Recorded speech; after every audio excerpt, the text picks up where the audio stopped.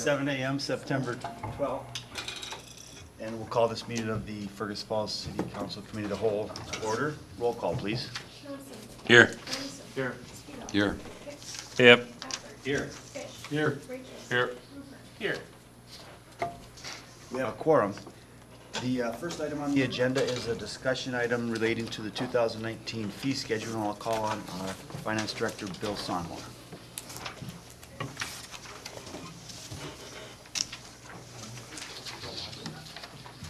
Thank you, Your Honor. I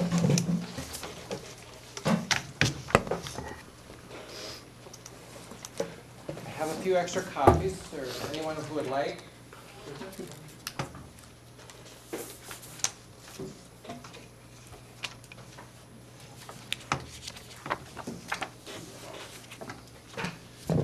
So, handed out a new copy to you today, made some changes to the schedule yesterday from what was in the packet. So we'll just walk through, kind of like we normally do.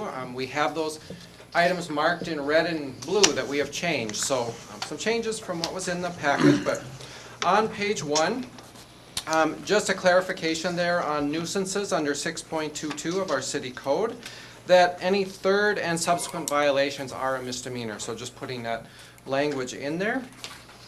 Moving to page 2, parking stalls. Looking to increase those from $18 per month for our parking lots that are, out in the open to $30 a month. So basing that on $1 a day. Then the covered structure, so that's the one over by American Federal over here, the parking ramp there. $45 per month, moving from $30 to $45. So some significant increase there in those parking fees, but remember we're putting funds in the budget, $35,000 next year for some parking lot improvements, and the thought was to raise some funds through the actual rentals here, and we could probably bring that back through the tax levy committee and decrease the levy a bit then from what we would build in here. So looking at that. We thought $1 a day is a reasonable fee for parking. So were there any questions on that? Anthony, you look like you... Yeah, I am on that parking. I don't know. We said that we would have some kind of resolutions and suggestions on how we were going to go forward on car parking before the end of the year. So I wonder if we could get an update on where we're at in the future on that one. Maybe at next meeting or something like that. Next committee. Just one comment, Mayor, Councilmember Hicks. It is being looked at in conjunction with the design of the riverfront improvement, so it's running concurrently with that process. Okay. Roger, you have a question? Oh, just that, to me, just to reiterate, the downtown parking itself needs enforcement. We've all, I think, pretty much agreed on that, clarity. So even though it's running concurrently, I would like us to have an update on how we're going to implement that downtown, make sure that downtown is clarified. We keep getting complaints about that, so I really think we should have an update on that and focus on the downtown. We don't have to worry about the development of the lots behind. Okay? It's a request. Sure. Thank you, Rod. Sounds good. All right, so moving to page 3, we have leachate and septage. This is out at the sewer plant. Truckloads of either leachate, and that is that's like in a landfill where you have some what seeps through and is we collect and we bring in to treat. Moving that from 36 to 38, just a slight increase there, and then septage disposal from 40 to 45. We are seeing increased costs of processing that waste at the plant. A side note also that we are probably the lowest in the region on our rates. So probably later this fall, we'll even do a little more in-depth analysis so we can pull that apart a bit, but feeling confident on a slight increase here just with our increased costs of utilities and whatnot of processing that waste. Turning over to page 4, under tax increment and tax abatement. Making those administration fees the same, $1,500. They're very similar as far as the costs we incur from a city standpoint, so $1,500 for both, but then having $10,000 in escrow for tax increment and $7,500 in escrow for tax abatement. It's more for a tax increment because you have to do a full plan for tax increment, where tax abatement is a lesser plan, just as far as attorney work and things like that on that. But again, that's an escrow, so if we don't spend it all, we would return some of that. But if we spend more than that, then we go back to the developer and collect more. So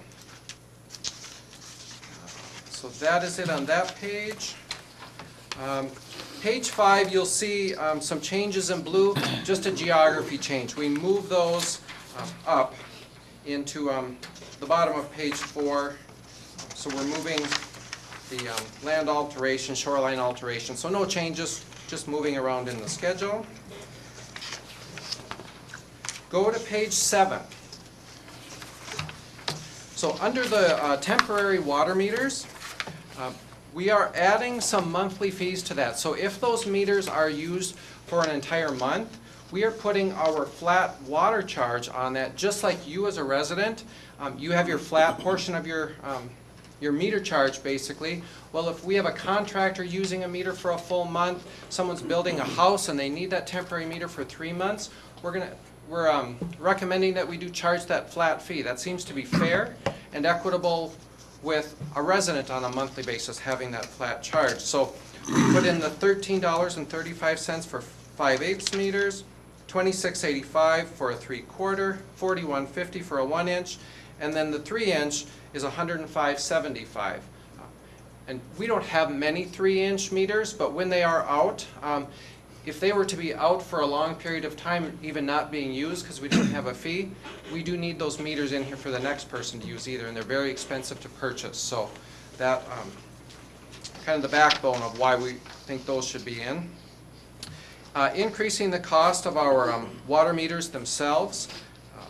So you can see on the bottom of page 7, for a 3/4, $77.40 to $97.64.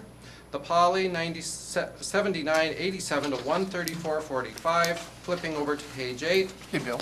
Yes. Just out of curiosity, what does an average home use as far as a water line size?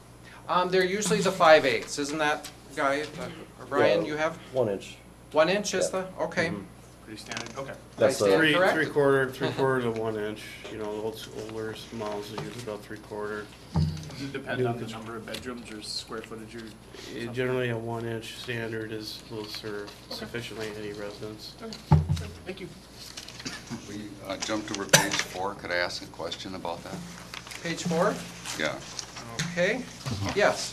I know there's some people here in the audience, but the National Landscape Permit fee, Yep. I know Karen Terry's on the National Resource Committee, and I think, you know, at some point, I'd like to address that. Maybe wait till after he's done. We're gonna call, You're gonna let that happen.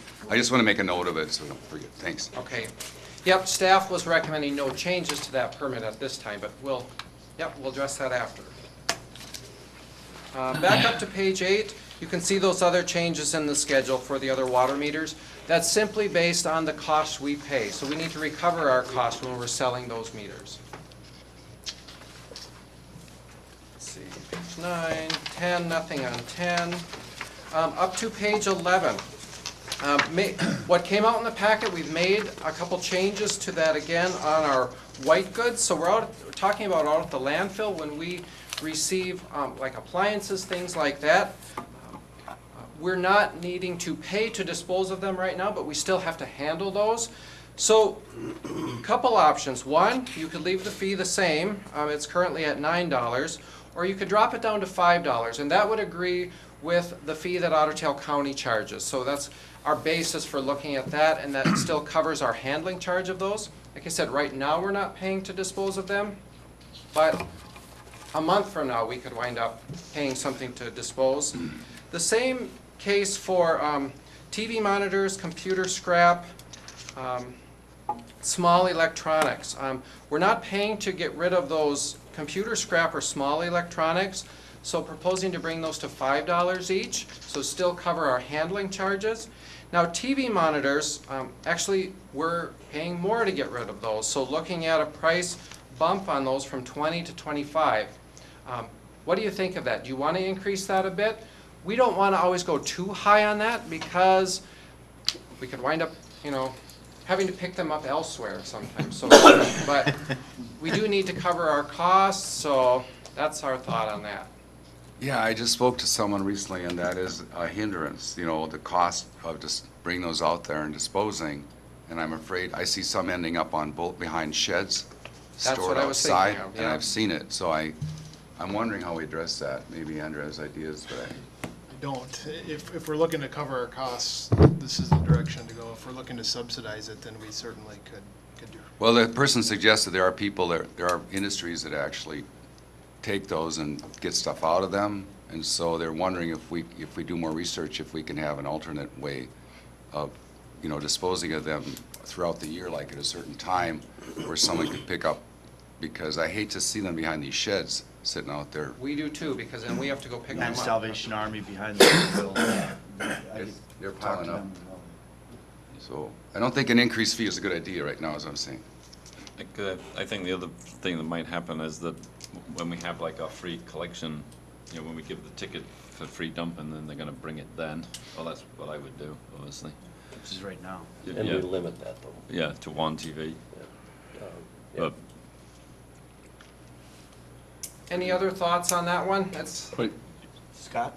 you could just go back to the white goods stuff in the metals and just raise that back up to the 9 and then just leave the other one alone, and you got an increase and you can kind of balance everything out. I mean, it's kind of a, yeah, it's a wash. It's a wash it's a wash, and it's, machine.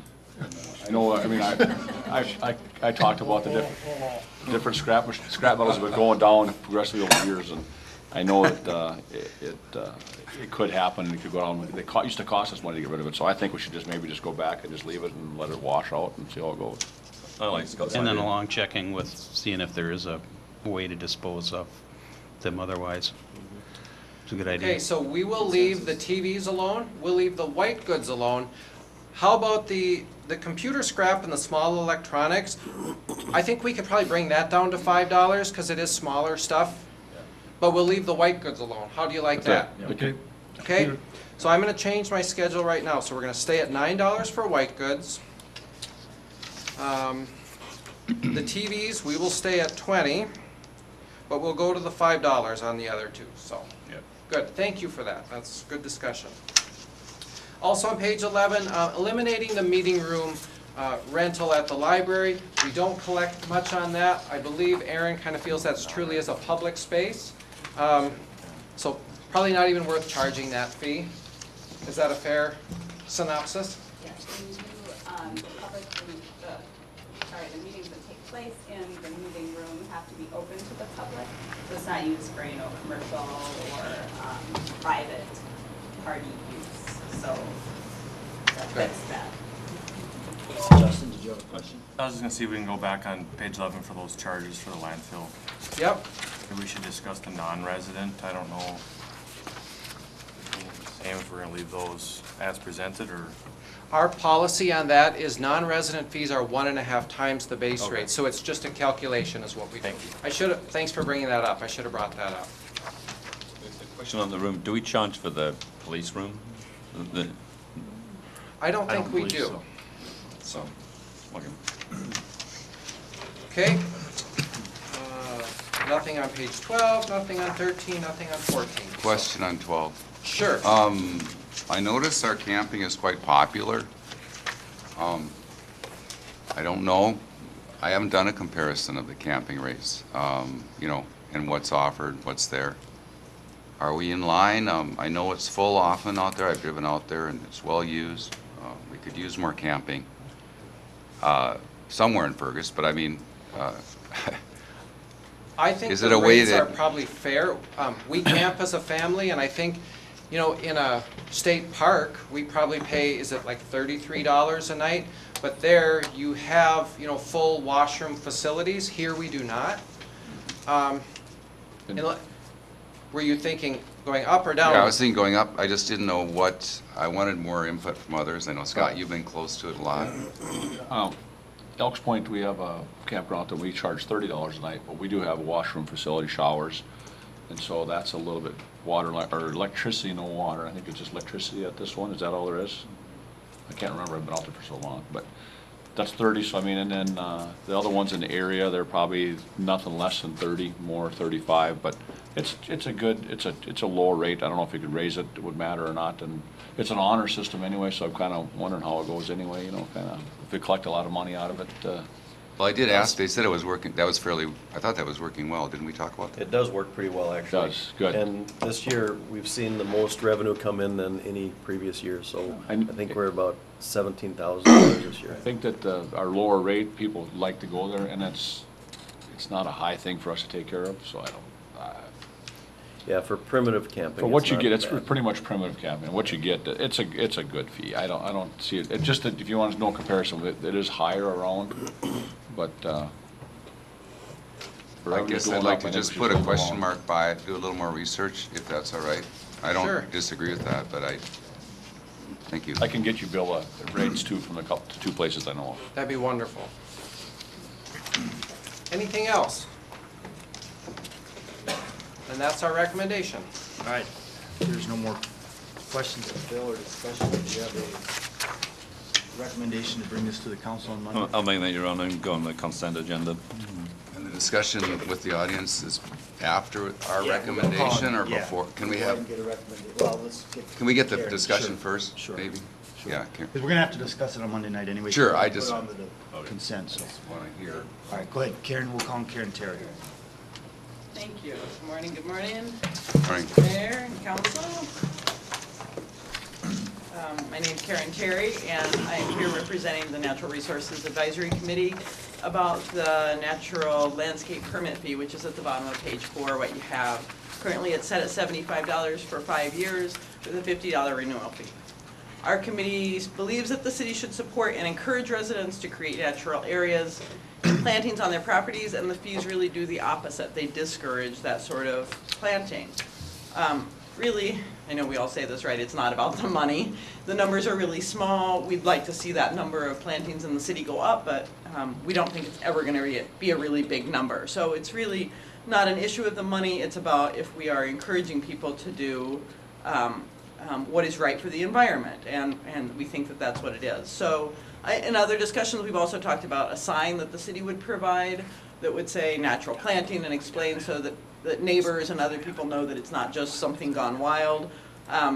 We think that there could still be a sign. We like the idea of a sign, but the individuals, the residents, could pay directly for the sign. So really, can I pass these pictures around? Mm-hmm. Really what it comes down to is a technical issue of how are we going to determine what's a native planting and what isn't a native planting. And these are just some pictures, you know, I'm not a great photographer, I took these yesterday and printed them out. These are just some sites around town. I'm not disparaging any of these plantings at all, right? It's not about that. It's that when we come down to the technical side of it, I don't see how the city's gonna determine in any of these examples, is it a native planting or is it not a native planting? So here's an example, which is what most of these are in the pictures. If a planting is a combination of native plants, such as blazing stars, black-eyed Susans, we see these a lot, and non-native plants, such as zinnias and hostas, does it require a permit? So how do we decide what a native planting is? So are we saying only if there's nothing but native plants in a planting, then we charge a fee? But if it's a combination, then we don't, right? It just becomes really blurry about what is and what isn't. And so we do have many city lots that are both. They have beautiful plantings, like some of these in the photos.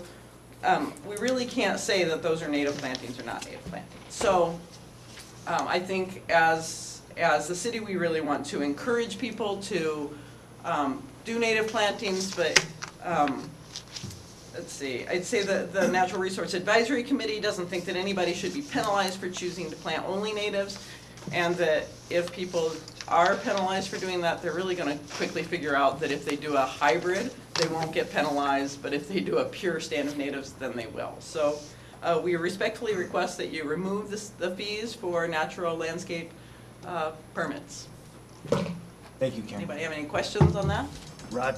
Just a note, Karen, we have some, not only master gardeners, but people on that who are beyond that. And I just want to remind everyone that we really love the volunteerism in the city. A lot of those volunteers, however, are very qualified to recommend things to us natural the gardeners, master gardeners. So I just would like to take this very seriously. It's not a lot of money, but the perception that we give of government overregulation of something that's good, to me, is a very sour taste in my mouth in the way we're going at this. And part of it is we don't understand the value of all the pollinators, the butterflies, the birds that these things help provide for people. It creates an environment that's much more livable, and I think we're going at it the wrong way. So I think we should remove it. Your Honor, we'll discuss it on Monday night. Just, Yeah, we or do can you do want that. to Is change there it any now? other, I'll save it for Monday. yeah, just one, how many permits do we issue a year? I think we only have 10 total. 10 total? Yeah, And this none comes this as a year. recommendation from the Natural Resource Advisory Committee? Okay, Correct. Good enough. Thank you, Karen. We'll discuss that on Monday night and approve it. Thank you. Thanks so much. Moving on, we're gonna, we'll slightly out of order. We still haven't. Oh, yeah, we have a motion. I'll Bring this second. to the council. I'll second it. All in favor of that motion, say aye. Aye. Opposed, same sign. That motion carries. Thank you. I'll call on Bridget Leonard for the Aquatic Center feasibility, or fundraising feasibility study. Bridget? Thank you, Mayor. Council members, good morning.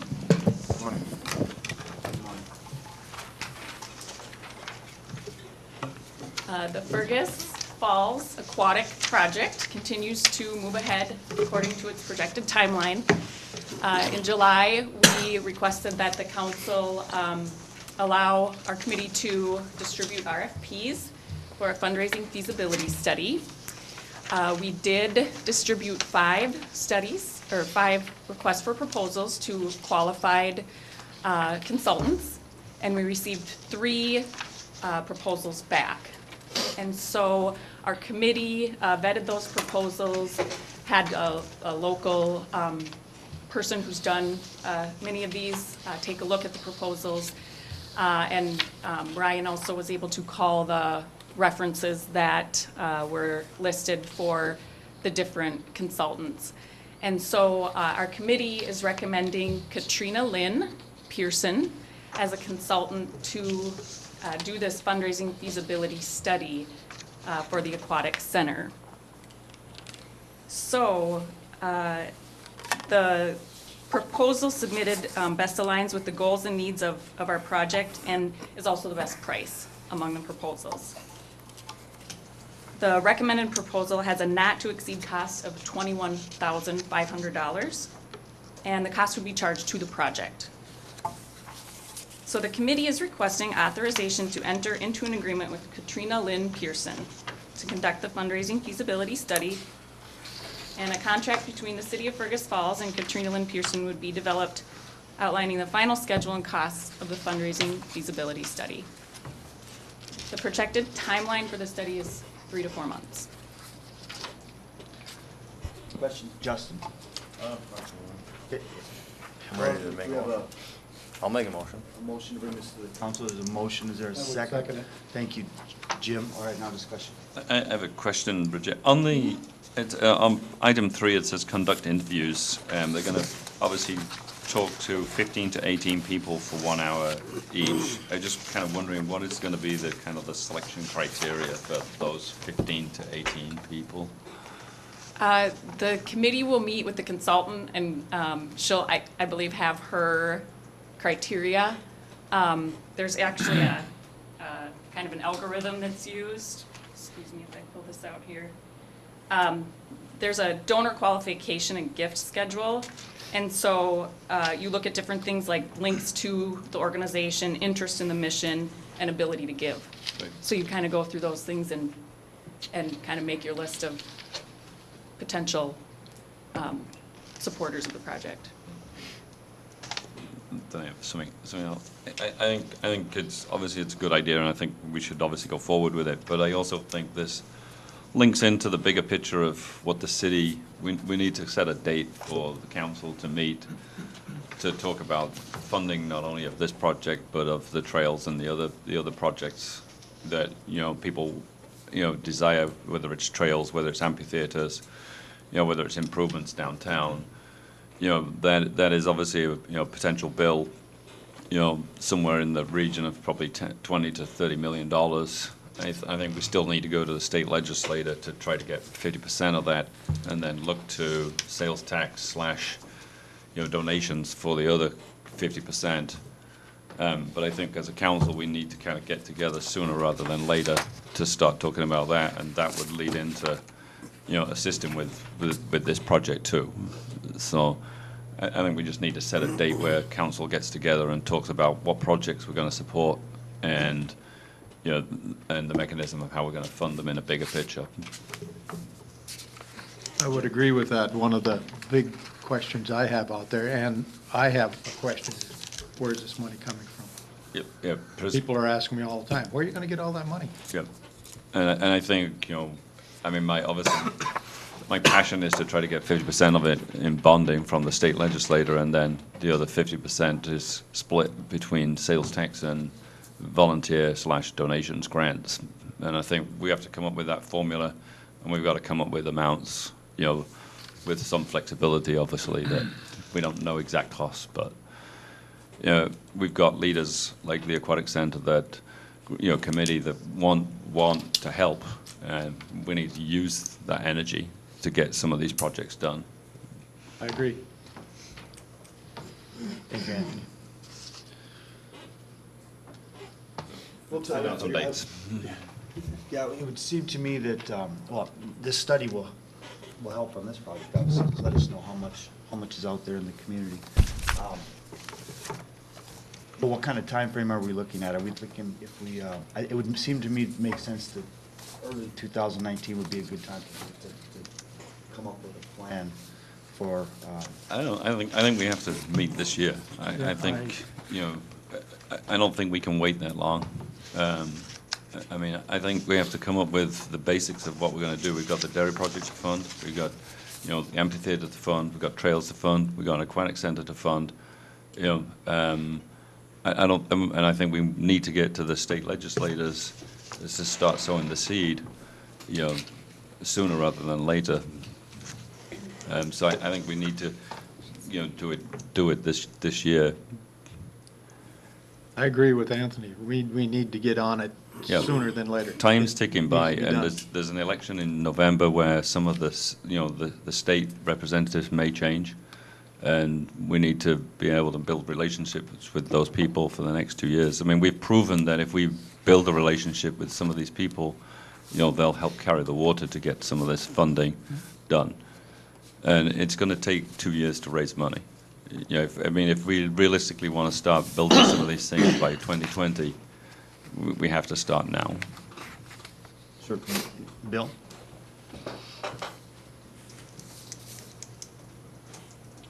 So since we're talking financing, I better say something. Definitely agree on that, and later this year would be good. Our next chance to have an election question, say on a sales tax, is 2020. That happens at a general election. Our current sales tax is in effect, of course, to pay for the library bonds. Those bonds are paid off in 2023. But it'll be good to start talking about that, laying that out, because one, we know how fast a year goes. So getting into that in 2019, certainly this feasibility study feeds right into that whole process, helping in that. But I just wanted to remind you about it's general election years that we have those sales tax questions, and that the current sales tax will be used to pay those bonds through 2023.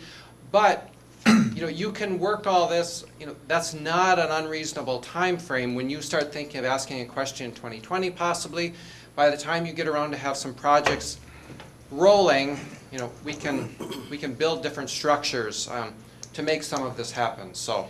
Yeah, I agree, Bill, and I'm certainly not opposed to having that discussion, getting that discussion started, but I think realistically it's going to take quite a bit of time, so maybe it is best that we get started sometime in October, November, December to get the discussion started. But it is, realistically to the public, it's going to take, 2020 is when the question could be asked for the sales tax.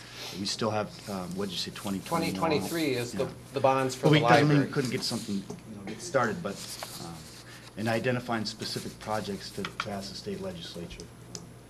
Yeah, I guess we can look at dates in November, December. Your Honor, we have a open Monday on October 29th. Is it not? Joint meeting with the school board. Oh, good. Well, the other thing I wanted to mention is That's money too. Anthony's brought this up numerous times, and we've done nothing to this point, and I think it's time Well, Your Honor, Councilmember Fish. we do something. The mayor and I have had this conversation, and we were talking about when the timing was right, and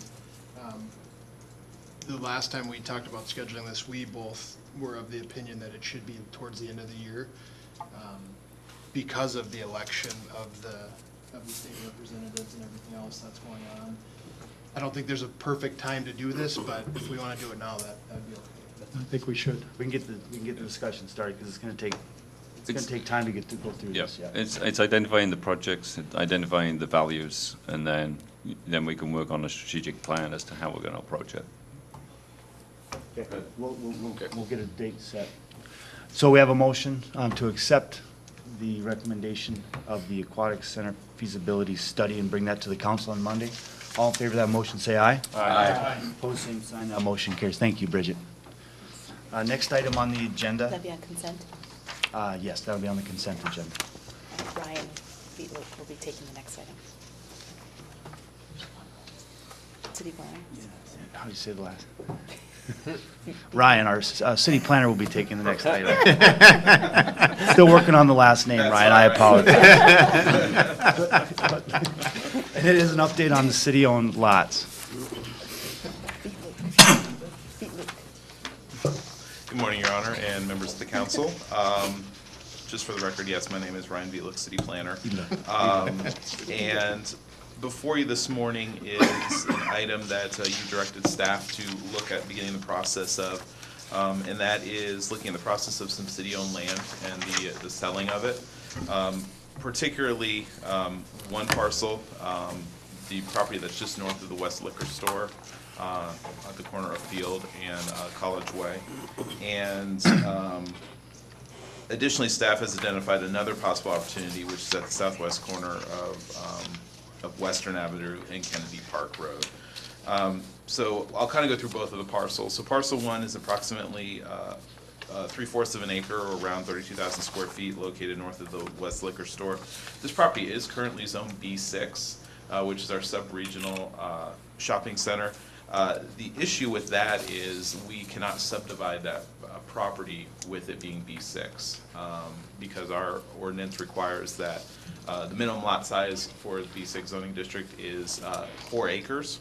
And so what staff is recommending is looking at doing a rezoning of the West Liquor Store, as well as the property to the north of it, to B2, which is our service business district. That is directly adjacent to an existing B2 zoning district, so it would make sense. Basically, the line would switch from just west of the liquor store to just east. So basically, Field Street would be the new zone line for the B2 zoning district.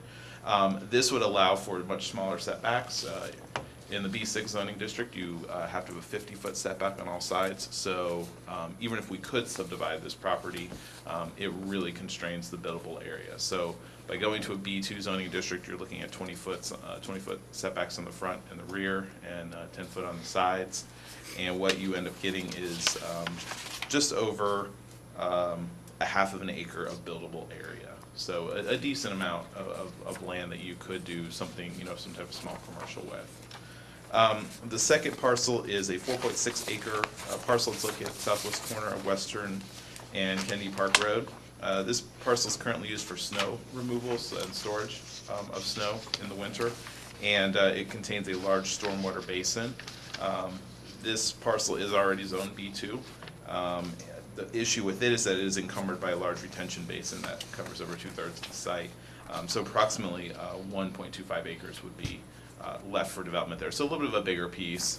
In B2, B2 is a good district because it allows for a wide variety of uses. You can do retail, office, lodging, restaurants, automobile sales. So it's a very open zoning district. So from the marketability standpoint, it's a good zone for that. So so basically what staff is kind of recommending at this point is that Once parcel 1 is rezoned, that the city should look at interviewing local commercial real estate agents to determine who should list the properties. I know there was some discussion if do we go up for a formal RFP process. At this point, staff does not necessarily believe that that would be necessary. We're only talking about 2 rather small pieces of property here, and we have several qualified local real estate agents in the community that we can go to, similar to how you would do when you were listing your own home for sale. You go to several agents and you interview them, and you figure out who can give you the best suite of services that you need for your uses. So to summarize, we're looking at doing a city-initiated rezoning of the liquor store and the property to the north to bring that more in line with the property to the west, zoning that B2. Once that's done, then we could go out and look at what we need to do to actually put those 2 properties in the market. Thank you, Brian. You're welcome. A question for Ryan. On the snow, is that city picked up snow? It is Right. snow that we've hauled off the Right, streets. yeah. okay. I see it most mornings, that's all. I just wondered whose snow it was. Any other questions of Brian? Scott? I'll second it. Do we need to bring this to the council? Is it just an update right now? It's just an update. Just an update, okay, sounds good, thanks. No action needed from you guys at this time. All right. Thank you, Ryan. Thank you. We will proceed with that rezoning though to the planning commission. Yes. Yep. Got it. Okay. Next item on the agenda is discussion on a fire department purchase, and I'll call on City Administrator Andrew Bremseth. Yes, good morning, Your Honor, members. When the Fire Department Trust Fund was created back in 1997, the resolution that provided for the trust fund indicated that recommendations for disbursements will be made by a board which is comprised of the fire chief, the president of the fire department, and a city council member. The fire chief and others are looking at potentially making an extrication equipment purchase out of these funds. So to comply with the resolution at that time, we need to appoint a city council member to serve on that board. They will then meet with the fire chief and the president of the fire department, and they will come back to the city council with the recommendation for that disbursement if they agree that that's the best course of action. So today and at the council meeting on Monday, we only need to appoint a city council member then to go forward with that board. Jim, is that something you'd be interested in? I would do it, yes. Is there a motion to? Could I just want to recommend Brent also as a new council member to be on that. Okay. Well, we'll If you want to put a couple up, that'd be fine. Sounds good. We'll bring this, is there a motion to bring this to the So moved. Second. council on Monday night? And those interested in serving, we can discuss that at that time. There's a motion and a second. All in favor of that motion, say aye. Aye. Opposed, same sign. That motion carries. Next item on the agenda is a library shelving purchase, and we'll call on our library director, Aaron Smith.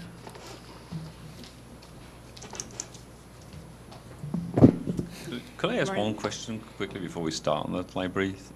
Is this not part of the project as why, I'm just kind of curious why this is coming to the council rather than it just being encompassed? She'll explain why. Okay. Yep. Give her a shot. I just wanted to be up early with you all. Early the answer. No, I put it before you as part of our purchasing policy. And so if it's $175,000 or above, we bring the purchase to the council for approval as well, is my understanding. So I'm making her come. Honor members, there's a component where we're purchasing the equipment from, we have to join a membership to Yes. utilize that cooperative agency. Right. And so you guys would have to approve the contract for us to join that cooperative to purchase the library shelving. So there's a couple of reasons. Yes. It's just that I'm not into picking tiles or anything like that. Well, I won't ask you to pick fabrics or anything. Next thing you know, she'll probably ask for books. So I am before you this morning. The furniture, fixtures, and equipment budget for the library renewal project includes replacing the existing shelving with ADA-compatible shelving throughout the expanded library. And so the funds for this purchase are included in the overall project budget, specifically from the amount budgeted for the furniture, fixtures, and equipment. And so the purchase price and installation fees for the shelving will be $294,086.81. We're proposing they be purchased from Library Furniture International. And as our city administrator noted, contract pricing for this purchase is provided through the interlocal purchasing system, which is a national purchasing cooperative. And membership to this cooperative is free of charge. We did look at state contract. There was one state contract that provided purchasing for library grade shelving, but the expense for that, the vendor through that contract, was considerably higher than going through this national cooperative purchasing agency. And so that's why we're bringing forward this recommendation this morning. I'm just looking for a resolution to authorize the purchase of the shelving per our purchasing policy, and then also for the city administrator to sign and submit the agreement for the membership that's attached in your packet. And this will help us, this will secure the contract pricing for us for this purchase. There's also a sample resolution in the packet that the cooperative provides as well, if we would like to use that. Thank you, Aaron. Is there any I will questions? offer that, Your Honor. Thank you, Jim. Thank you, Tom. Is there any other questions or discussion? If not, all in favor of the motion, say aye. Aye. Opposed, same sign. That motion carries. Thank you, Aaron. Thank you. I don't believe there's any other items on the agenda today. Just a couple miscellaneous announcements. Our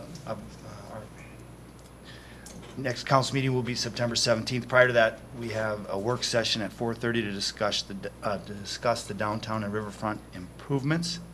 Any other announcements, Anthony? Yeah, I've got one. Yeah. This is an announcement, I'll be giving it to Lynn as a public announcement. It's an invitation to a town hall meeting hosted by Councilor 4th Ward Rod Speedall. Time is Thursday, September 20th from 5 to 7. It's a town hall meeting at City Hall Park. We'll be featuring Senator Bill Ingebrigtsen, who was instrumental in getting $600,000 for our bridge and walkway improvements, as well as $600,000 for the dairy purchase. He'll be talking about the strategic collaboration for funding between city and state governments. All are welcome. Bring your chair or blanket. There'll be ice cream served. We start at 5 p.m. We'll have a little river walk, some people speaking. Andrew Bremseth will introduce some of the people on the program. Ron Spangler will be there, and Senator Bill Ingebrigtsen is our main speaker. So I want to make that note, and Bud Nornis will also be there. So, Thanks, Rod. Anthony, did you have something? Yeah, I just wanted to reiterate kind of Fergus say yes.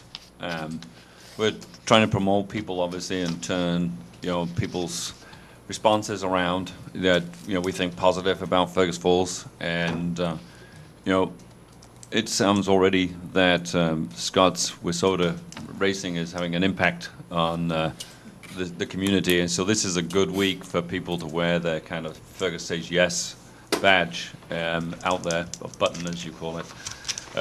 So please do that. What we figure is if people would wear it for the next 30 days, it takes 21 days to make something a habit. So wherever you possibly can, say yes. There's some more buttons available here.